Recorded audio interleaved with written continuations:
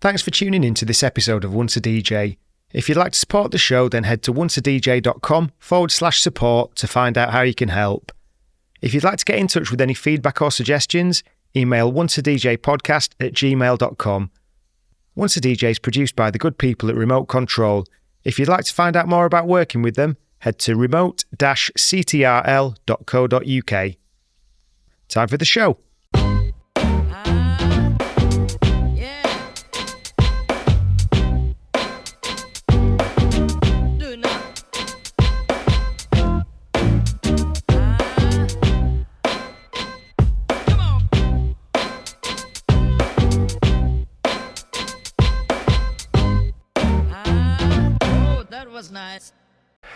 Neil, nice. Thanks a lot for coming on the show today. How are you doing? I'm doing wonderful. Thanks for having me, Adam. I love the podcast. Brilliant. Thank you. You've sent me over a bit of a list of the kind of things that you've done, and there's a hell of a lot for us to get into there. So do you just want to kind of start from the start with us and start telling us your story, and we'll take it from there? Yeah, basically, I grew up in Rhode Island, which is the ocean state, which, as many people know, is actually the smallest state in Rhode Island, in the U.S., I'm sorry. And yeah, it was a good time growing up there. The summers were always really nice. It's like a place where a lot of people come to have summer homes and stuff like that. And the radio was always really hugely influential on me at that time because we had a lot of college radio stations. We had Brown University Radio. We had Rhode Island School of Design, aka RISD. And we also had University of Rhode Island Radio.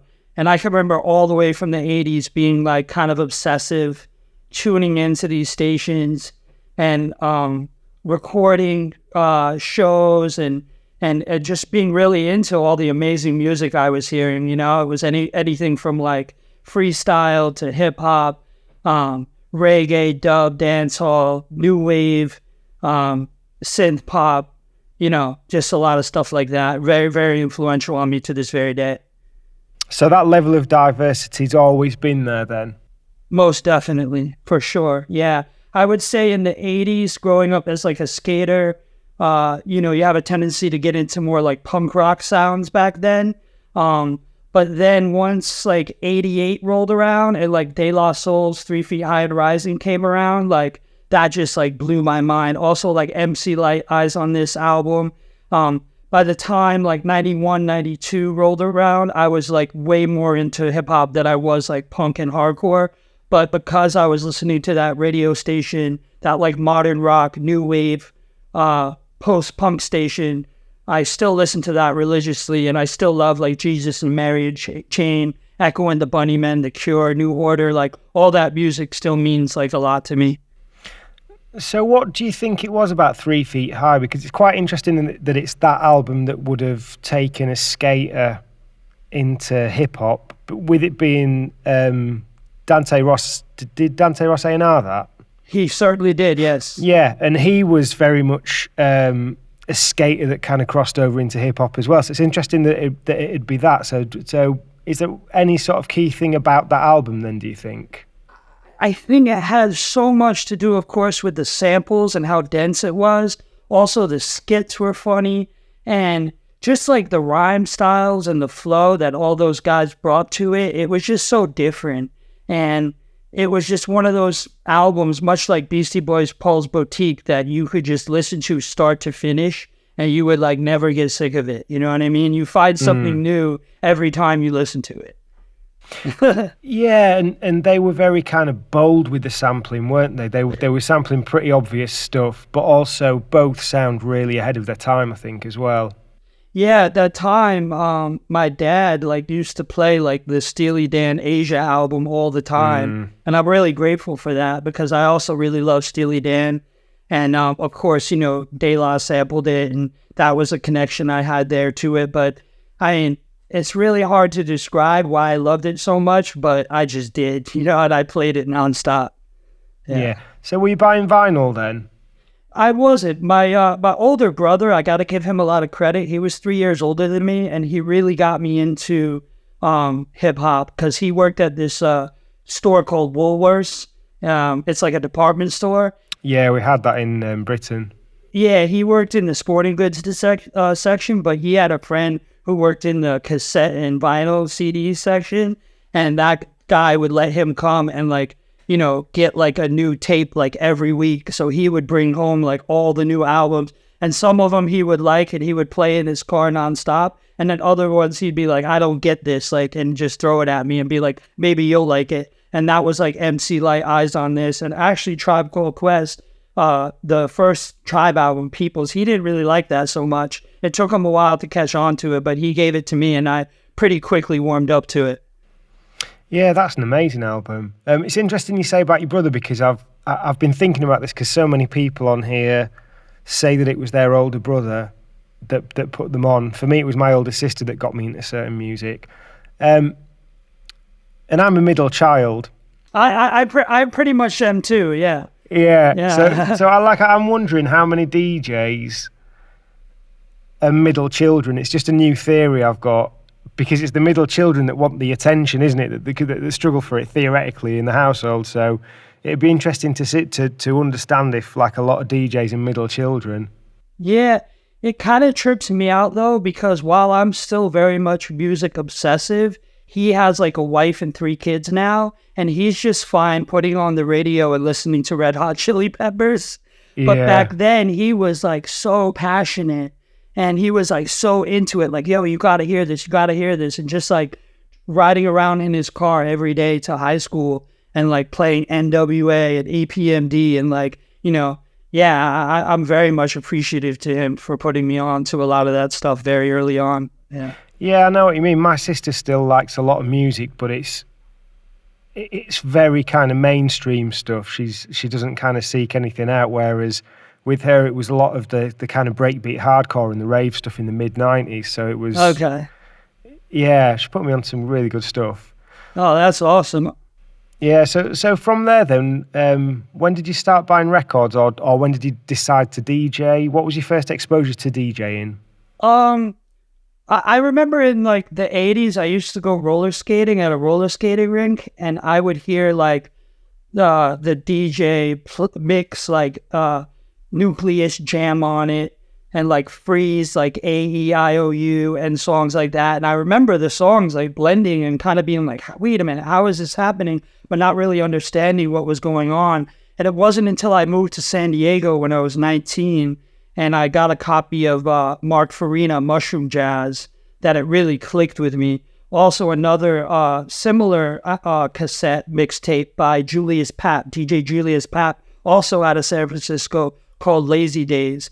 And it was really like a mix of like instrumental hip hop, jazzy, kind of dubby kind of beats, and also some like modern soul, or like UK soul and stuff like that. And I just got really into that sound at that time, and then I wanted to go out and actually find the instrumentals to, you know, a lot of these like hip hop singles. I didn't really care to have the actual like vocal versions. I mean, to this very day, one of the reasons why I really love hip hop so much is because you get like the amazing lyrics, and you get the beats, and you get to learn about all the sample and DNA of the music when you want to go and, you know, on like who sampled and learn about that stuff. But for me, it was always like the beats. At that time, I was just really like addicted to listening to instrumental hip hop and also trip hop as well. Yeah. So yeah, I started going to like a store that had like a bargain bin, and they had like records for like $2 and $3.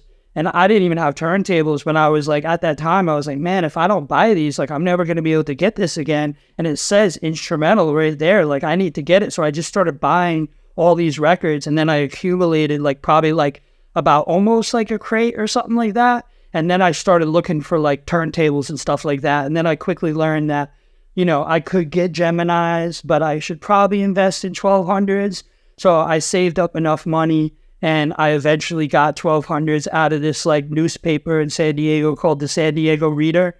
And I was hyped because I got them for only like $450 for like 2 of them. But the funny thing was, I didn't even know what the pitch control was for, and one of the pitch controls was broken, and I later had to get it repaired. But yeah, I still have those turntables in this apartment to this very day, and I will never get rid of those. Those are like my kids.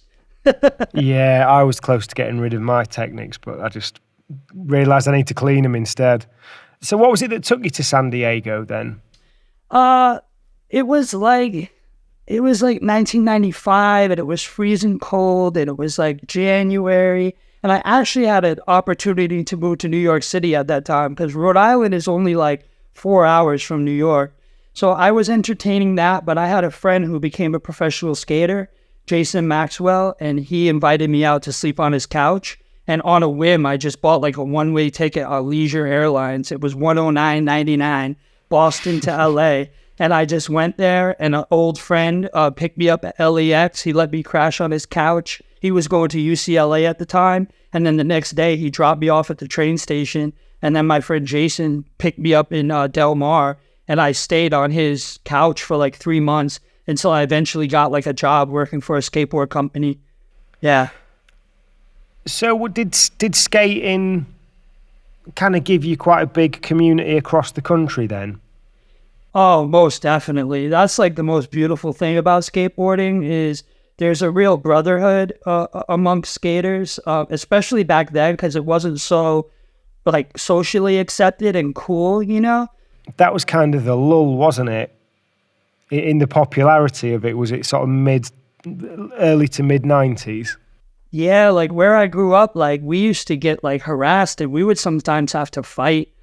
Like, I hate to say it, like jocks and like sometimes even like metalheads and stuff like that would like yell stuff to us out the window, like punk skater or something like that. But it's all good, you know? It's not like that anymore. But, you know, yeah, those were really memorable times. And living in San Diego was also very memorable.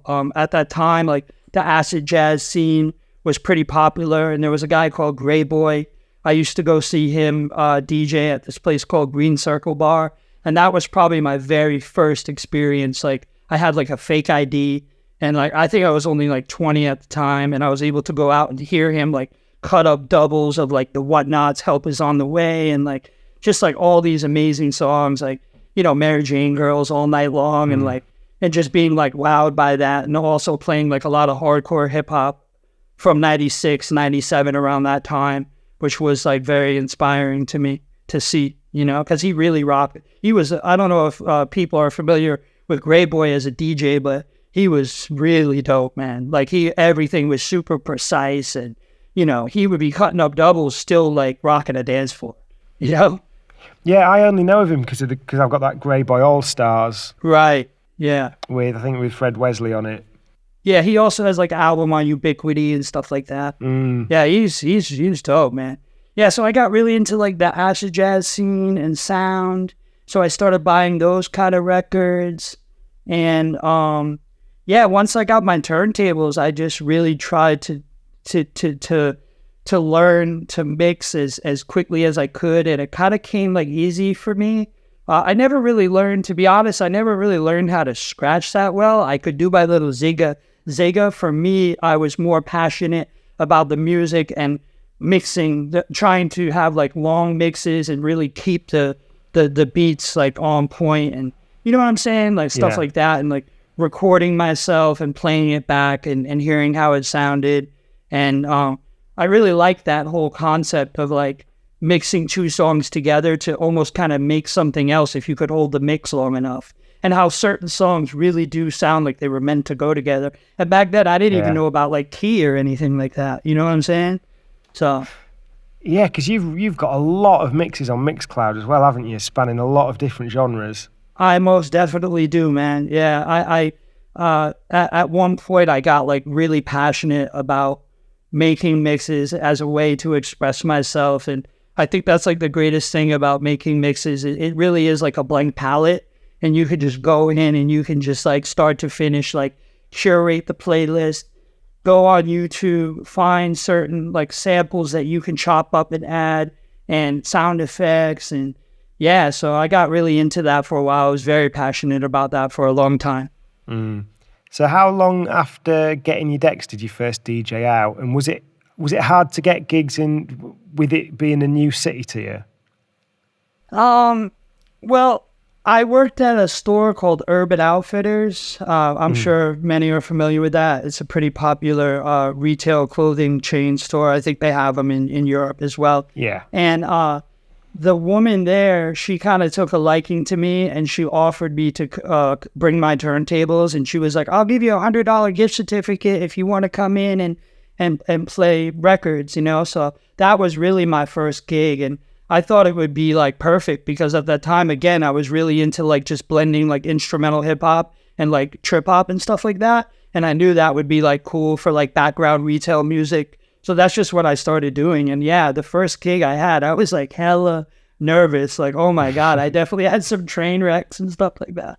But, you know, I did my best and she invited me back like more than a few times. And I was always really glad to do it. And yeah, that's initially how I started. And then San Diego had like a really big reggae scene. Like, and so I was always hugely into reggae.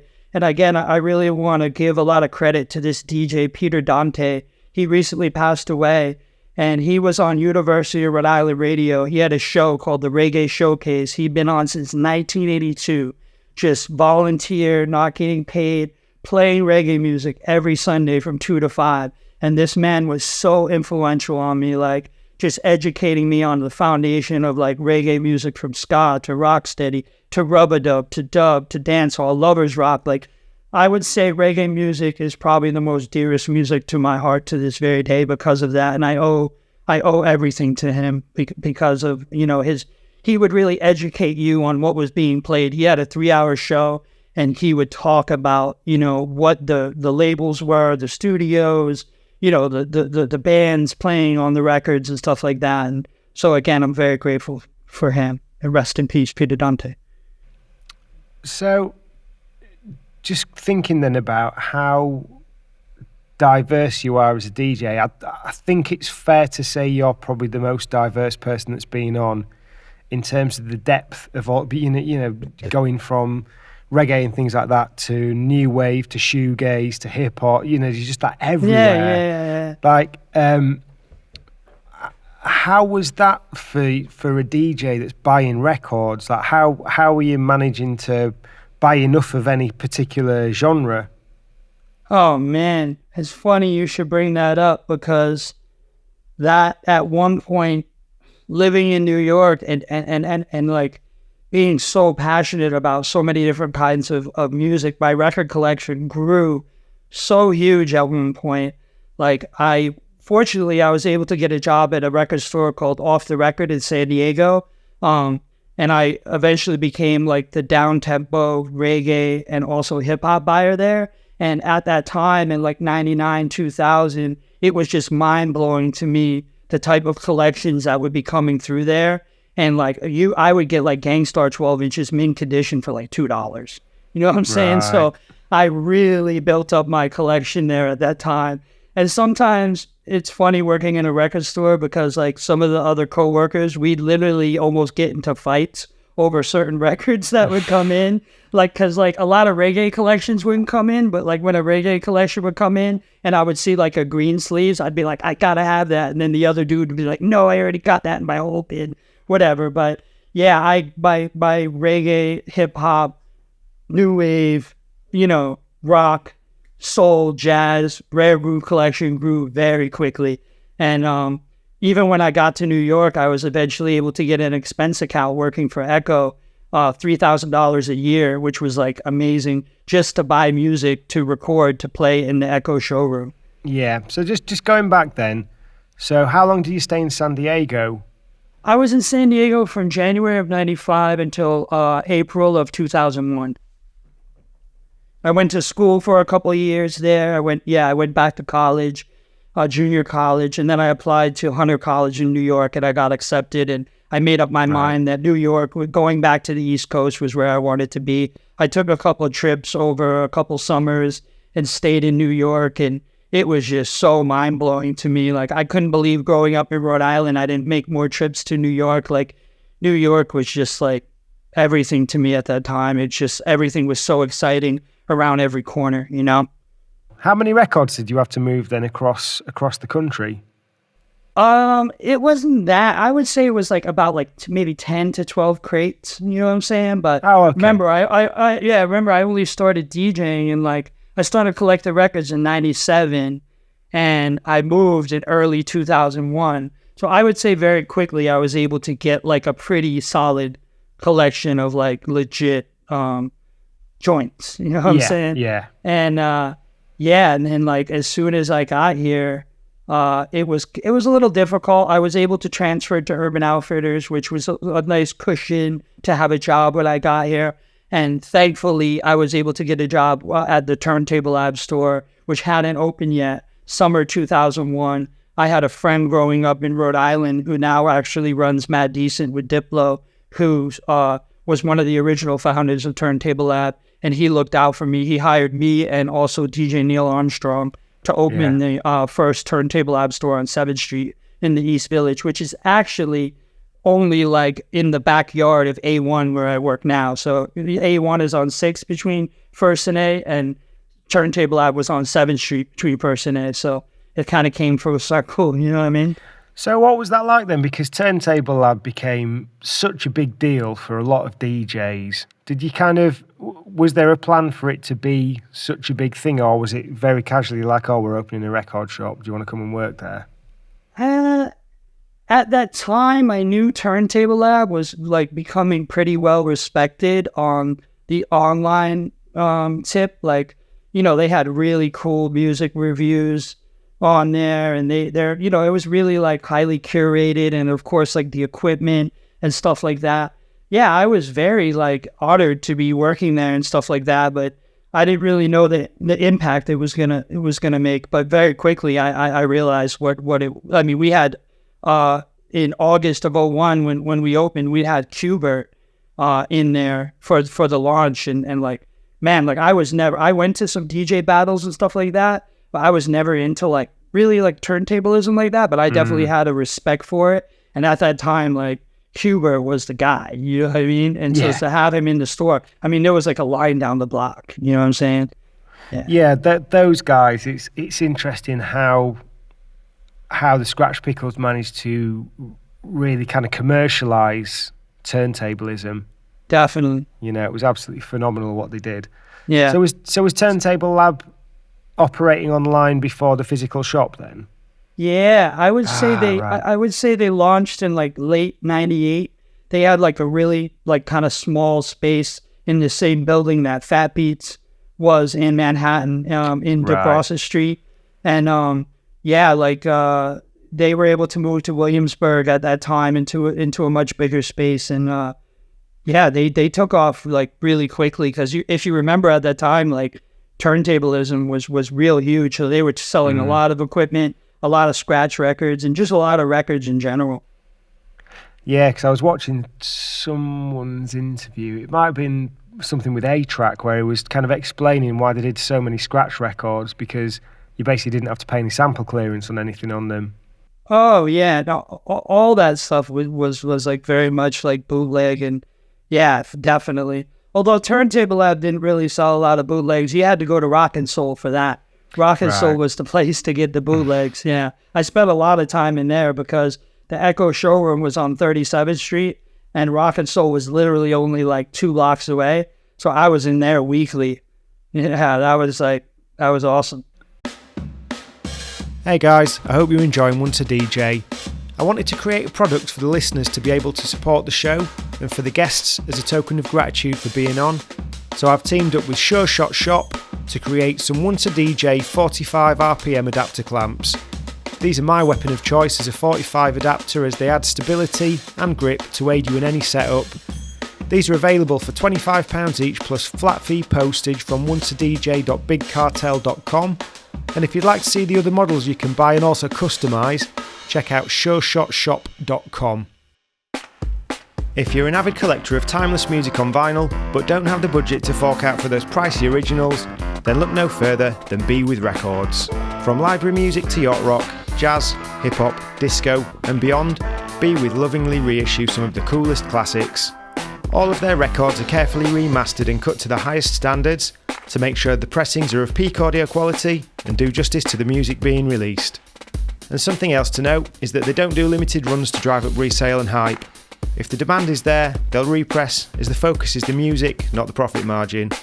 They have flat rate shipping and free UK shipping on orders over £60. And if you head to bewithrecords.com and use the discount code ONCEADJ, all one word, you'll get 10% off your order. So head to bewithrecords.com and level up those crates today. So you went from Urban Outfitters to Turntable Lab? Yeah, I actually got a job I left Urban Outfitters pretty quickly. I only worked there for like a couple months. I was kind of miserable there. The store was like pretty highly unorganized, and I was only making like $9 an hour at the time. And Turntable Lab was actually supposed to open in early summer, but didn't open till end of summer. But a mutual friend offered me a job at Echo, being the facilities manager, making $10 an hour. And they had this like beautiful showroom on 37th Street, and I just jumped at the opportunity. And so, yeah, I started working there. And the cool thing about that was Mark Echo had a 25 CD disc changer, but he only had 3 CDs. He had Erykah Badu, Mama's Gun. He had Common, Like Water for Chocolate. And he had that Bob Marley remix album at the time. And that was the only CDs he had. And I had just moved out to New York City with, all these records. So on a whim, I just emailed him. I was like, I found out what his email was. I hadn't even met the guy yet. I was pretty naive at the time, but I guess that's being young and just like excited about everything. And I just took a chance. I still have the email in my sent email and Hotmails, and it has like typos and stuff like that. But it's funny, I go back and read it, and he totally went for it. I told him I moved out to New York. I'm working as a facilities manager at your showroom, and I would love to just like record a bunch of the records that I brought out here and make some mixes to play in the showroom. And he was super down with it. He gave me the expense account. I went and I bought like a CD recorder, and I just started making CDs, and I started sending them to him. And it was like a mix of rare groove and reggae and hip hop and R&B and soul, and he was really feeling it. So I quickly kind of warmed up to him, and he was grateful for that. The showroom was playing great music, and man, like the people coming through there at that time, like Grandmaster Flash, and like I remember Special Ed used to be in there every day smoking on the rooftop. Tech from Smith & Wesson. Like it was just like I worked at the front desk with the office manager, and every day like people would come in there like primo, and like man, like you would like the elevator door would open, you wouldn't know who would be next. You know what I mean? Echo was huge at that time. Like man, the campaigns, like we had like Capone and Noriega, Reese, a Redman and Method Man, and Echo was really making moves at that time, like hugely. Did Echo cross over into skate culture then as well, or was it a lot more hip-hop? It was always more hip-hop, but they always tried to have a footing in that. There was a guy named Andre Page who has been down with Echo since day one, and he was like an amazing skater, and he always made sure to flow like skaters, like Echo gear and stuff like that. But they never really had like a huge campaign for that, I don't think, to try to get into skate. That's why they later on they went and bought Zoo York. Yeah, so at that time I was managing the Zoo York showroom. Complex Magazine just started. I was managing that office, the Echo showroom, and this was all in like a 2-block radius. And my job was just to make sure like the light bulbs were working, the cleaning company was doing their thing. And if they did have music playing in there, I made sure to have my CDs playing in there as well. So where did that develop then? Well, eventually Echo had an opportunity to open their first 5 retail stores. They did a deal with Levi's at like in the US, there's a lot of these like outlet malls that are like really popular. And Echo opened their first 5 retail stores, and initially they had hired like Play Network and Muzak, which are very popular background music companies. Muzak at that time was huge for programming music for The Gap, Play Network for Starbucks. And yeah, we initially met with them, and Play Network initially got the gig to do the music, but very quickly Mark wasn't really happy with the level of curation Because at that time, like Echo was like a real proponent of like indie hip hop. And I just think the catalogs at that time were really there yet. Like they would have like some raucous stuff and everything, but like, eventually Mark wanted me to just focus on the music. And so I wrote up a job description, and fortunately, once again, because he believed in me, he hired me to be the music director for the brand. And that encompassed being, music director for the stores, also for all the showrooms, and then also doing like marketing, like product placement and stuff like that on artists. If you look at the Pete Rock Instrumentals album, like the Pete Rock is wearing like an Echo shirt on there. I helped with that, just doing stuff like that. Yeah. And I did that for years, and that was an amazing gig for sure. When you were doing that, did you ever worry that music would lose its fun? You know what? At times, it kind of did lose its fun, because I would have to come up with 5 hours of music every month for these stores. Because I remembered when I worked at the Gap, the Muzak loop was 4 hours, and people would complain about that. So I said, okay, let me give these stores 5 hours, so at least they only have to hear the songs twice a day, not 3 times a day. And at that time, I had to make sure that they were the right radio edit and clean versions. And as you can imagine, like there was a lot of dope hip hop at the time commercially, but tracking down all those clean versions, radio versions, and just like the right music that much every month was a challenge. So I really had to do my work, and iTunes like hadn't launched yet. It would be like another year until iTunes launched. So I really had to go to the labels and make sure like I had to record a lot of radio versions off of vinyl and stuff like that. But I made it work as best as I can, but it was really challenging at times, because I worked in retail, and I knew how important it was to have like the best new music, because it would be motivational for the staff and for the customers, and they didn't want to keep using the same songs and stuff like that. So yeah. And then also DJing at that time, it was cool. Like I enjoyed it, but like at times, like the music wasn't always as inspiring as I wish it would have been, Because of the music policies of the places that you were playing? I don't know. I don't want to. It's just like certain stuff that was popular that was becoming really popular on the radio at the time. Like I just didn't get it, like Yin Yang Twins and stuff like this. Like it was silly, yeah. But you did the best you could. It was New York City, so you could get away with more. There's like a classic style of DJing in New York City that was really cool, and I wish we could kind of go back to that, where you open up with a lot of like R&B, 80s classics, and then you go into some like new club bangers, hip hop and R&B, and then you have your dancehall set, reggae set that always goes off, and then maybe you go into some more like up-tempo classic hip hop like De La Soul Saturdays, and then you go into some like disco classics like Give Me the Night to close out the night. And yeah, you got to play like a lot of amazing music, but like as the years progressed, like that format was getting less and less popular in like the Friday and Saturday night spots that I was being paid to DJ. So what did that formula become then? Just very, very radio driven. Like for instance, when In the Club came out, like you would literally have to play that sometimes like back to back, like 3-4 times. You know what I'm saying? And it's okay. I mean, I still like that song to this day, but yeah, there was just a lot of music at that time. Again, I grew up on like listening to like Stretch and Bobbito and stuff like that. I was more into like the independent side of hip hop. But man, when like Nori Nothing came out, like you could not deny that wasn't an amazing fucking rap track. Like that song was, to this day, is like bonkers. You know what I'm saying? So there was always those moments where stuff would come along.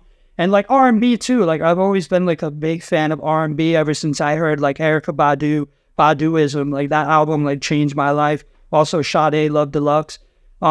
Yeah, like being able to work in some of those like Neptunes, Usher, R&B joints and stuff like that, like definitely helped. And it's funny because a lot of that stuff you can still play now and it still works. Yeah. Yeah. Definitely like the Neptune stuff. It's a lot of fun as well. Yeah, definitely. Yeah. So it could be because with a few different people I've talked to, it does seem like that kind of mid-2000s was when things kind of dipped. And I wonder if some of it's like generational, some of it could be to do with when was like Jersey Shore? Exactly, man. You know what happened? It had a lot to do with CD sales falling off and the, radio just demanding like a format of music. By the time Black Eyed Peas and Lady Gaga and all that stuff started coming in, like if you go back and listen to that stuff, like what's that group? Like Party Rockers in the House Tonight, LMAFO, like all that stuff, it really has like a similar structure. And they were like basically brainwashing the listeners. And unfortunately, if you were DJing in like Friday and Saturday night bar clubs, you had to play that stuff because you were getting like requests for it. And that was when the whole EDM sound was coming in. I don't really have anything against EDM. I remember back in the day, I kind of used to like Dead Mouse and stuff like that. Like the production would kind of like blow my mind. I started getting into more like 4 on the floor style music, going out to like after hours in New York. Like I really started getting into house music more, techno music more, dub techno, which I still love to this very day. And I'm very grateful for those experiences. They were definitely enhanced by certain substances until the wee hours of the morning. But man, like those experiences I had at those after hours, like they were kind of life-changing, So I'm grateful to have gotten into more like up-tempo music and those kind of sounds, Did you start to step into DJing, that sort of stuff then? Oh, most certainly. Yeah, like by the time like the EDM dominant genre like started really, you would have to play that kind of stuff. And I always did my best to search for stuff on Beatport that I still loved. I wasn't just like playing like a top 40 playlist. At that time, it was really cool. There was always kind of really cool remixes of stuff that you can find. And then, of course, there was genres like new disco, which I really got into. You could like warm up a night with that. And there would be like new disco remixes of like pop songs, kind of cheesy, like what was that, Hype Machine, stuff like that. Like, do you remember that website?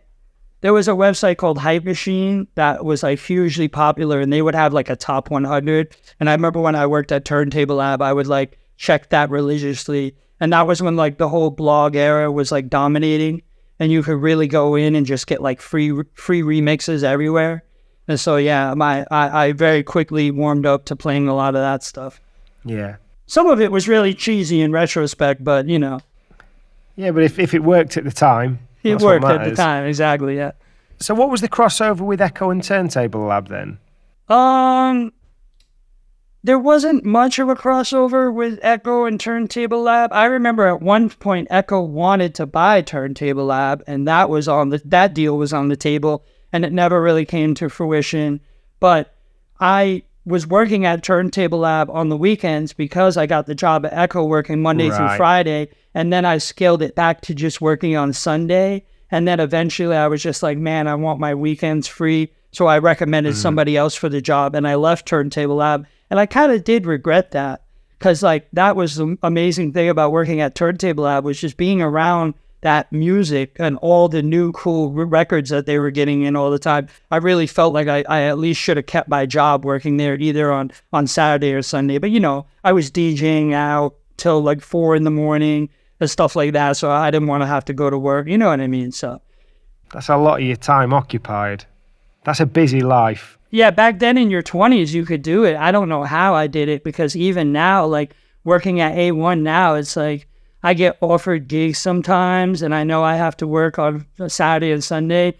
And sometimes I'm like, nah, I can't do it, because I got to be functioning at Echo. I'm sorry, at A1, and I can't stay out that late. I need my rest and relaxation, Yeah, I mainly just try and DJ daytimes now. There's just not that much good daytime stuff that goes on where I am. Like some of the guys that I've talked to on here, and even like down in London, and in San Francisco and Miami, they've got all these restaurant gigs and things like that on the daytimes. It sounds amazing. Is there much of that sort of stuff in New York? There most definitely is. And when I was working at this company called EL Media Group doing background music programming, I was able to get those kind of gigs more. And those were awesome because you would be DJing in like hotel lobbies and stuff like that. And you were just playing like background music. And fortunately, one of my favorite styles of music is really like chill. Like I love like Balearic music. I love a lot of lounge music. And you could get paid like $300-$400 in a night to just play that stuff. So Thievery Corporation and whatever, you know what I mean? Yeah. Whatever else. And I still appreciate that music very much. So I took advantage of those gigs as much as possible. So nowadays then, what would be, in retrospect, what's your favorite type of music to DJ? I would say now it's like starting the night with more like mid-tempo music, electronic music mainly, and then like working the tempo up to more like deep house sounds, even some like tech house sounds, to work up to like a dance floor frenzy. That's what I really want to play. And I've had a vision to start my own party for quite some time now. But I mean, as you know, it's a lot harder than people think. You really got to be focused. But I have some things in the works. And as far as the music that I want to play out, it's a lot of electronic music. It's a lot of music, over the last 10 years that like, I feel like I go out and I don't hear the songs playing. And I'm like, man, like if I was playing this, I know the crowd would be responsive to it. Not only young people, but older people too, Yeah. Yeah. So, sorry, just going back to your timeline, I appreciate I jumped about a bit there. No problem.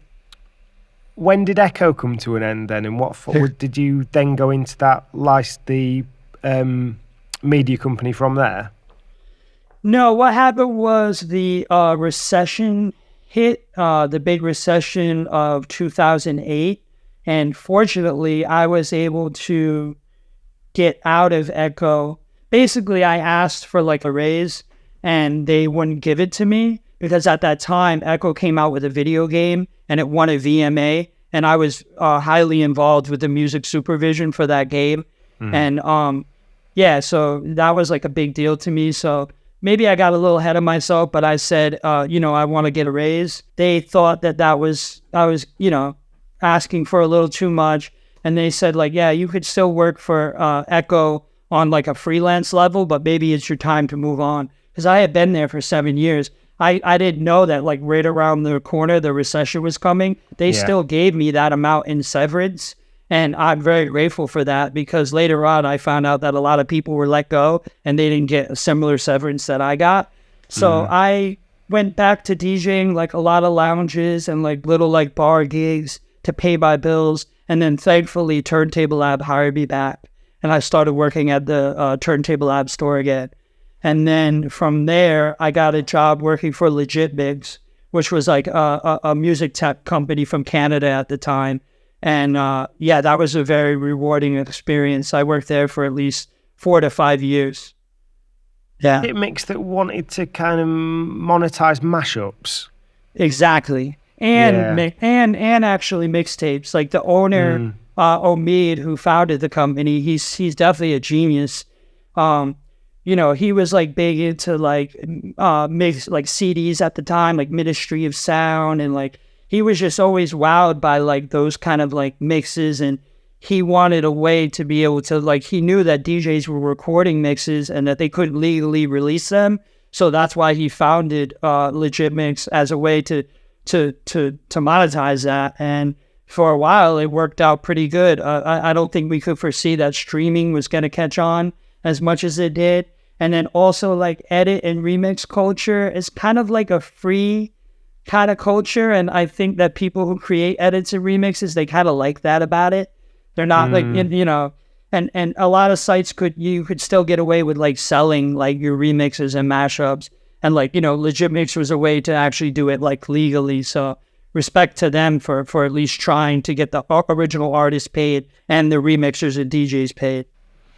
Yeah, I remember trying to use it. I don't know what it was that was the barrier with it. Maybe just that no one wanted to hear what I was doing. No, I doubt that. There was definitely some barriers with it. Like, in order to download like a mashup, like it would scan your library and you would have to have like the exact copy of the file for what you were using. And if you had like an extended version or like a remastered version, it wouldn't always work. So you would have to buy you would have to identify the remastered version in order to make it happen, you know. They definitely had some real triumphs and progress for a while. They got into, believe it or not, like cheerleader mixes. There's just a whole subculture of like cheerleaders that like to take pop songs and like remix them and make the tempo faster to you know, accommodate like their like cheer squad stuff. And they started selling a lot of that stuff. Yeah. Oh wow. Yeah. There's another. Is it? I think it's TrackLib at the moment, isn't it? That's one of these. It's about like being able to legitimately license samples, and that's got that same thing where you've got to use the exact specific digital version. So you can't just sample something off a record onto your MPC and think that's brilliant.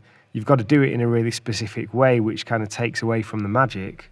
I think with them, you have to identify the source material that's already been approved for licensing in their catalog. Yeah. Yes, you know, that's right. Yeah. And I think that's TrackLib was like a really great idea, and I think it was amazing. I think they had like DJ Prince Paul, who was like a god, as you know, a spokesperson for them, and I thought that was really cool. And I feel like they've made some good progress. TrackLib, I've never used it personally, but yeah, I think they work with Bob James as well. I heard he has a new album coming out, and it has like a lot of like people who have sampled him are going to be working with him on the album. I heard that on the Questlove podcast.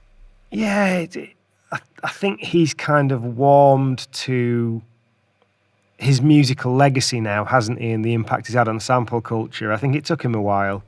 It certainly did take him for a while, because I think back in the day he was very much against it, and he was like really angry actually, but oh yeah, he's like Talib Kweli just hosted him at the Blue Note and did a on stage like live thing with him, a Q&A, and also something musically where a bunch of rappers and stuff came out. In respect to Bob James, the guy's a legend.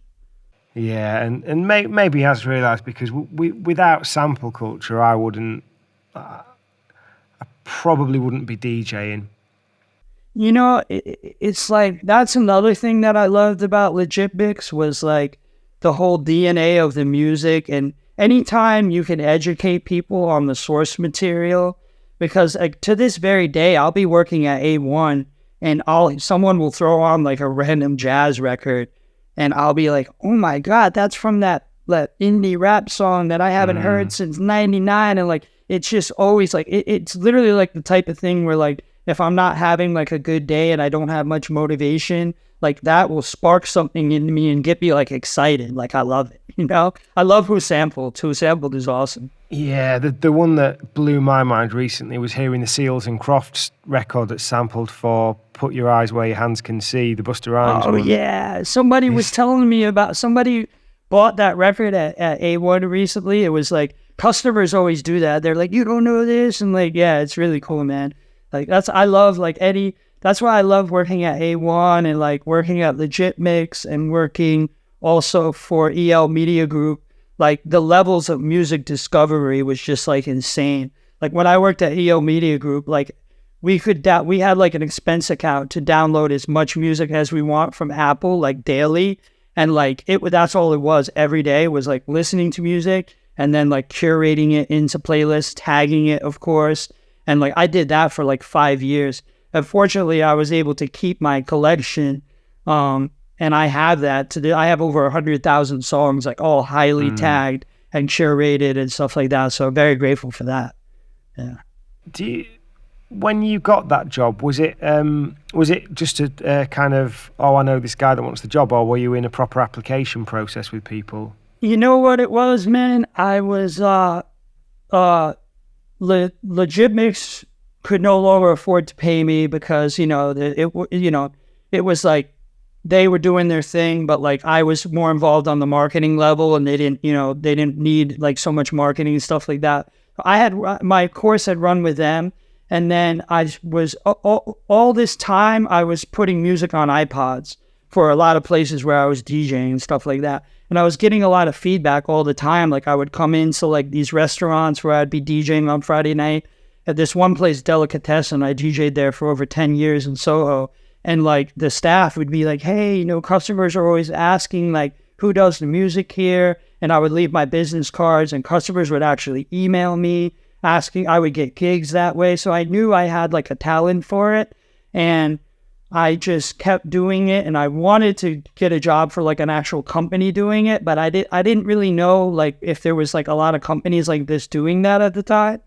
I had like a chance meeting with a friend, Oscar, who wanted me to get his record in at Turntable Lab. He's like, can you meet me at Turntable Lab? Can I get my record in on consignment there? And then he like randomly asked me, he was like, yo, what are you doing for a living now? Are you still working for Legit Mix?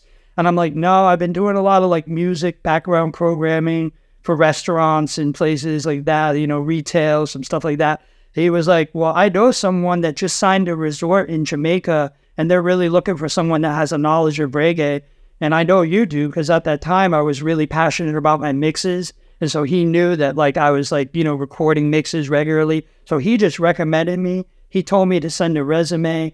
I thought he was just being nice. I didn't even send my resume. It was like a Thursday. And Monday morning I had an email from the owner like telling me to come in there for an interview. And that was just like mind blowing. So I went there and I got the job. I had to intern for like 2 weeks. And yeah, and then immediately I was in charge of like this whole resort down in Jamaica that had like 20 to 30 different zones. You know, they would have like an Italian restaurant. They would have like a Latin restaurant. Of course, they would have like a jerk chicken spot. They would have like a zone by the pool. They would have like a spa. And I was responsible for most all these zones. And yeah, it was like, I would get emotional at time. Like I remember like the one creative director at the resort in Jamaica, he's like, I really need a playlist of like reggae music, but like jazz, like no vocals. And at that time, like I knew I was like really in love with like the music of Dean Frazier, who's like a really famous saxophonist. He plays on like all the early reggae. And I remember like I was just like downloading like music to put into a playlist to curate for this resort. And I got like emotional. Like I was at my job and like I literally had like a tear like down my cheek, because I couldn't believe I was like getting paid to do this. Like, you know, because again, that's how like reggae music like is like a spiritual music, and to this very day it affects me like that, you know. Hey guys, I hope you're enjoying Want to DJ. I wanted to create a product for the listeners to be able to support the show, and for the guests as a token of gratitude for being on. So I've teamed up with Sure Shot Shop to create some Want to DJ 45 RPM adapter clamps.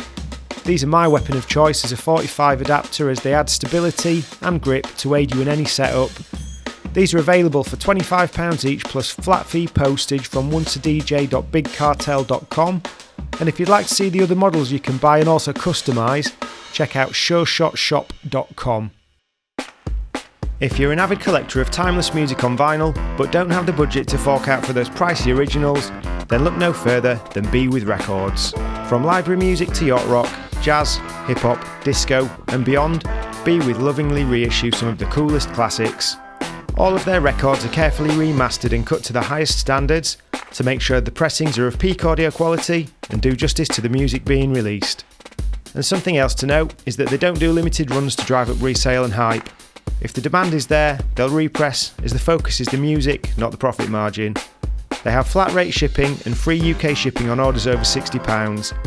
And if you head to bewithrecords.com and use the discount code ONCEADJ, all one word, you'll get 10% off your order.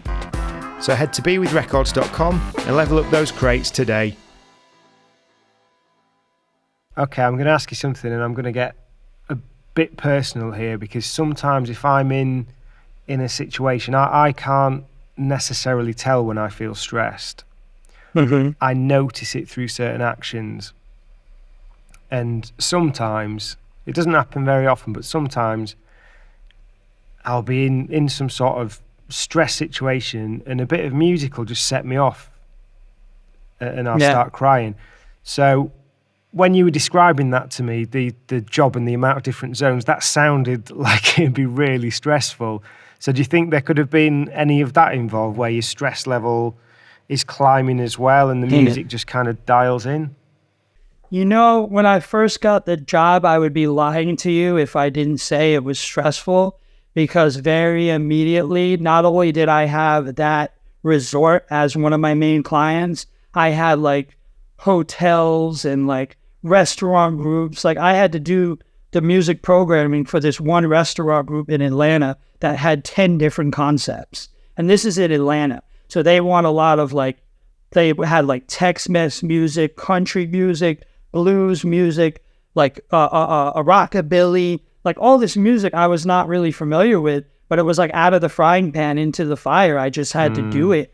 But yeah, it would be like really stressful at times. But that particular moment with the resort, I just remember like listening to those Dean Fraser songs and remembering listening to the same songs on the Peter Dante reggae show that I grew up on, and being like, this guy would be so proud of me, right? Because like he influenced me, and here I am getting paid pretty well to do this job where like I'm just placing this music down in Jamaica.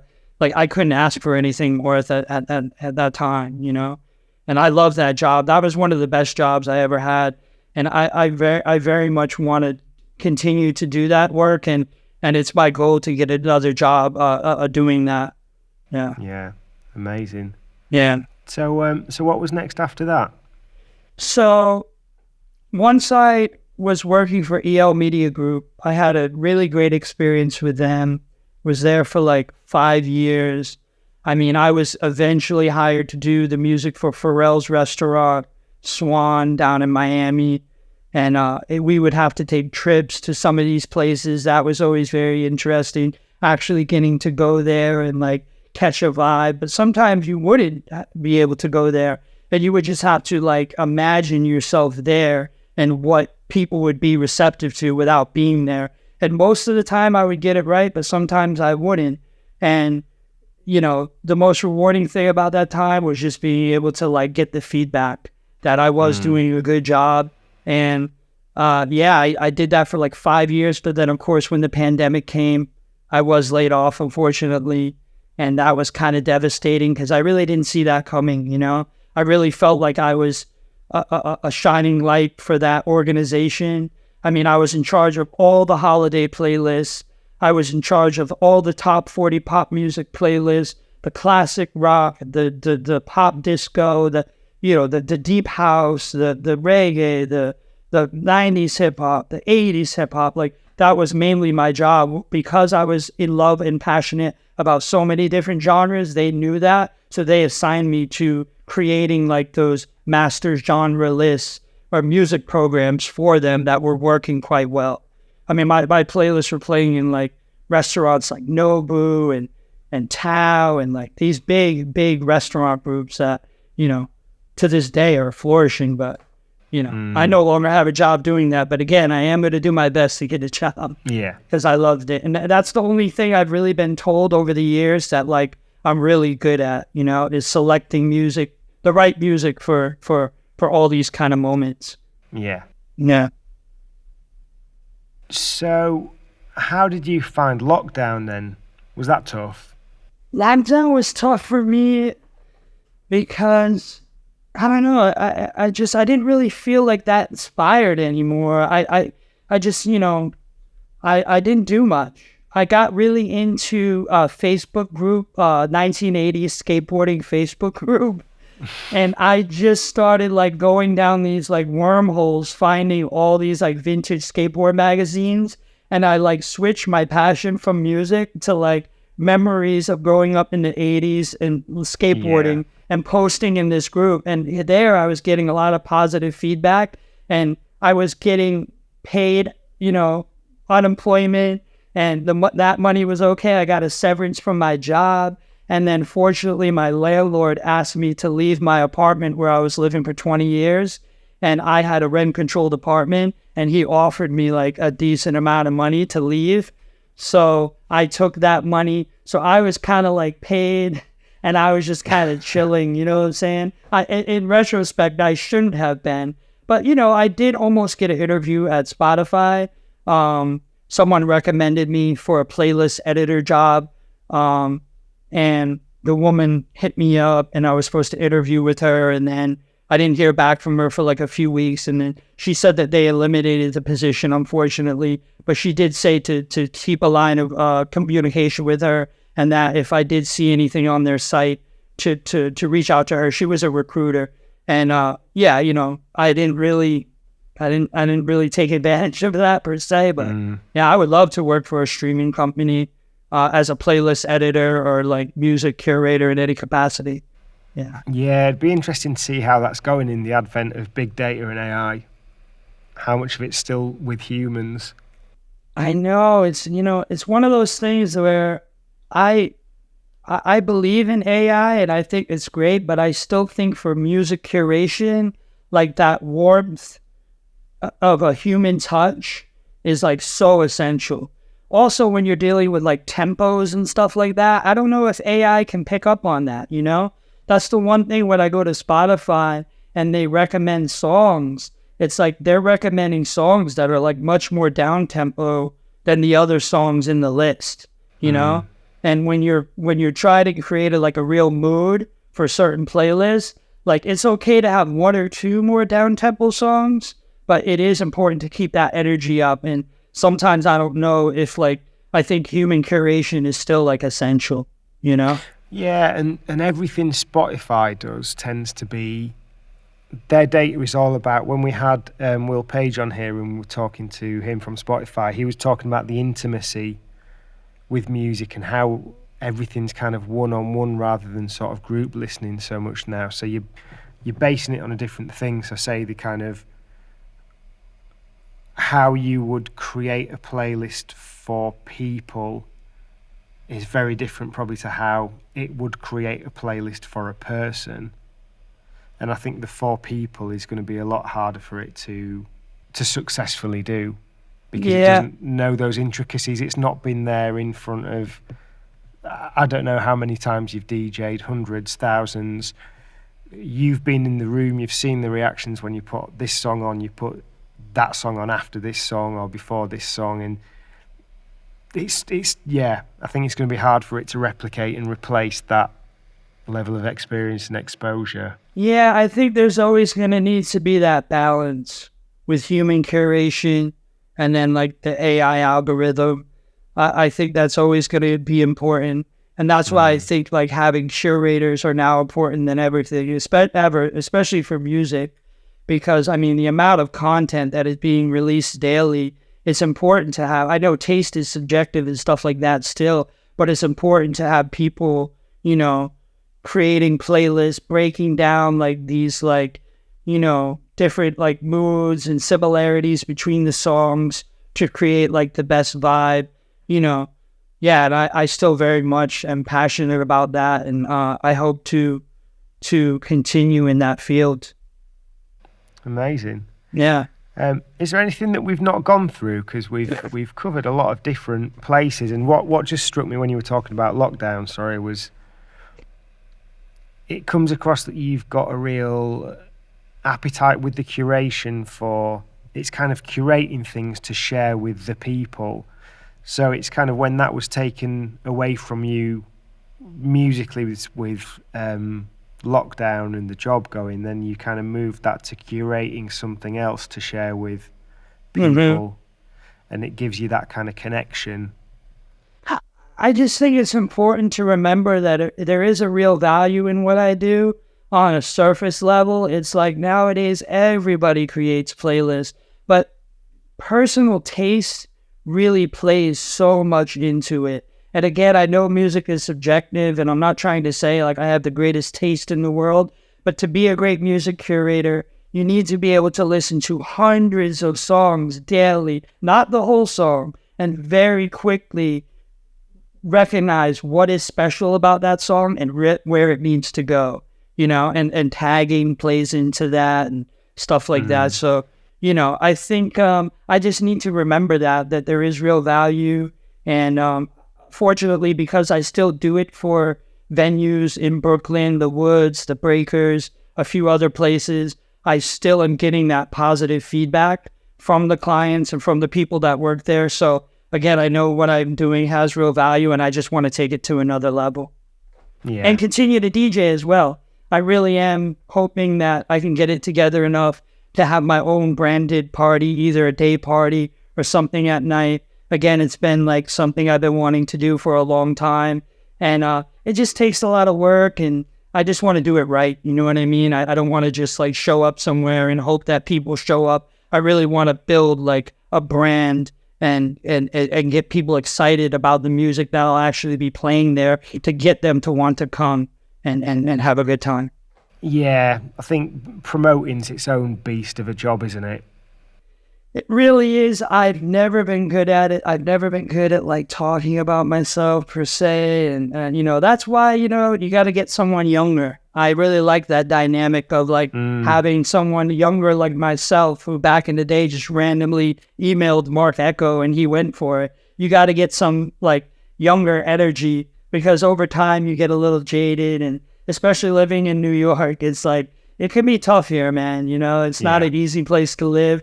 But if you love it, if you love the heart and pulse of the city, you do your best to get up every day and make it happen as best as you can, you know? And that's basically what I've been trying to do for over the last 22 years living here. And I don't plan on leaving anytime soon. I would like to move to someplace tropical like Costa Rica, or even, it would be a dream to move to Jamaica one day, but New York still has my heart, and I'm going to be here for a while, and I'm going to do my best to contribute and you know, just express myself in any way that I can musically, and to inspire people is really all I've ever wanted to do. And have you got any new projects coming up, any new mixes? I've had an idea to do like an ambient mix to help me sleep, because I really recognize the therapeutic value in music. And there's a lot of like lounge songs that I've come across that have like a meditative quality to them.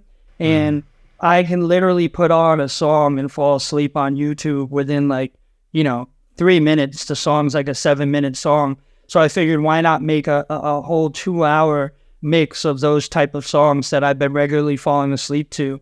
And for myself, first and foremost, but hopefully for others. So yeah, I haven't been recording as many mixes as I want to, but I do have some live mixes I've uploaded to Mixcloud recently, live at Turntable Lab a couple of years ago.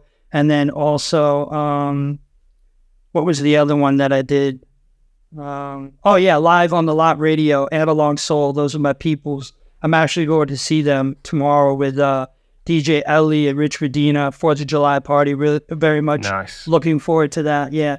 So yeah, just I'm gonna try to knock that out hopefully like next week. So look out for that at mixcloud.com/extra niceness. And I want to give a shout to A1 Records. Check them out at A1 Records Shop. The whole staff there, amazing to work with them. They always put me on to like some of the illest music I've heard since like working there these last couple years, and I just feel very blessed to have a gig there. And the whole team there is just really top notch. I'm there Friday, Saturday, Sunday.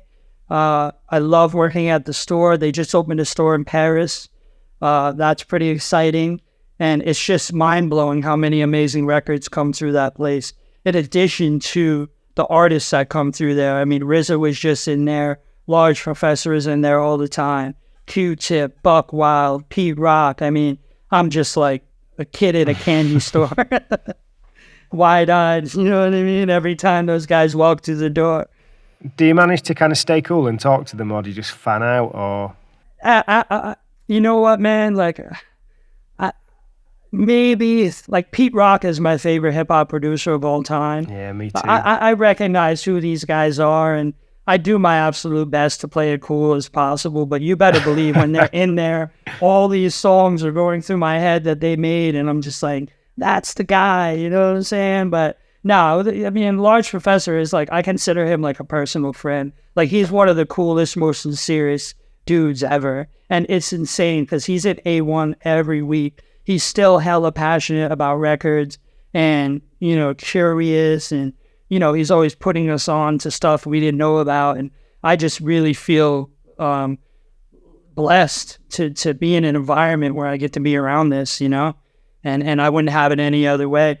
Even if I led a job working Monday through Friday, I'm still going to keep a job at A1 working at least a Saturday or a Sunday, because I just love being around records again. You know, it's like I kind of forgot, I kind of lost my passion for record collecting and stuff like that. Having to move and having so many thousands of records, it kind of got like annoying. But man, like working in a record store, you could really build up your collection like really quickly. And I'm starting to do that again. So I hope to like DJ more vinyl gigs and stuff like that as well. Yeah. Amazing. Yeah. Just the last couple of questions then before we go. Is there any one key piece of advice you'd give for anyone starting DJing? Man, something I wish someone would have told me so many years ago is to really, even when I was playing vinyl, like I was never the person to BPM my records, or like, you know, like I just always kind of winged it. And like somehow I would pull it off and I would, you know, have like great nights. But even to this very day, I think being prepared is like super important, you know, knowing your music, having it in the right playlist, you know, also, you know, just being, you know, the older you get, it's easier to not be as passionate and not to think that this kind of stuff matters. But if you love music, like just stay with it and like really, really do your best to always be learning about music, listening to music, and sharing music, and play what you love. That's something I feel like I've heard on this podcast a lot, and I couldn't agree more. Also, I have heard on this podcast a few guys have said that they don't drink anymore. I respect that wholeheartedly. During the pandemic, I didn't drink for like a year and a half, but I will say sometimes if you have to rock a party, if you're DJing a wedding and you need to get on the level of a dance floor, having a shot of tequila is okay. It's all right. And it can sometimes make or break the night. You know what I mean? Yeah. But I get it. For some people, they've had enough of it and they need to put it to the side. And I definitely do respect that. But don't start drinking a lot of beers when you're in your 40s, because you'll have to go to the bathroom like every 20 minutes. And while you're DJing, that is the absolute worst. Yeah, I think certain genres as well that you DJ, say if you're just DJing funk 45s, that's when it's a problem, because everything that you're playing is only about 2.5 minutes long. If you're a disco DJ and you have to go to the toilet all the time, it's not too bad because you can put on 6-7 minute songs.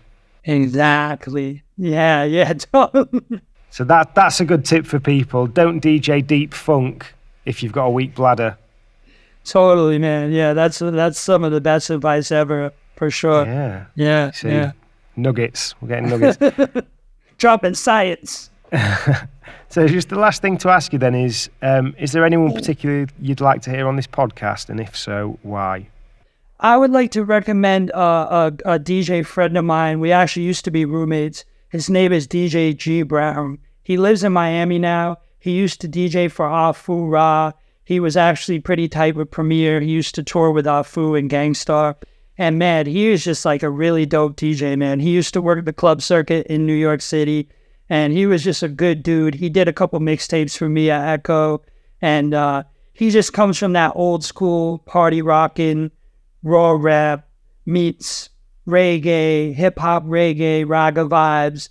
And I think he would be an interesting and unique guest to have on the podcast for sure. Yeah. Amazing. Neil, Nice, thanks very much for your time today. Adam, thank you so much, man. It's been a real pleasure. Likewise. Take care. Thanks very much. Thanks. Peace. Thanks for tuning in to this episode of Once a DJ. If you'd like to support the show, then head to onceadj.com/support to find out how you can help.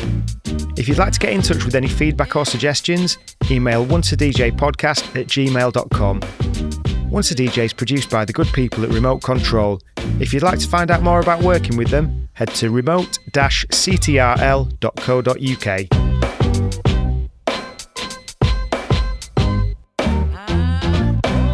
was nice.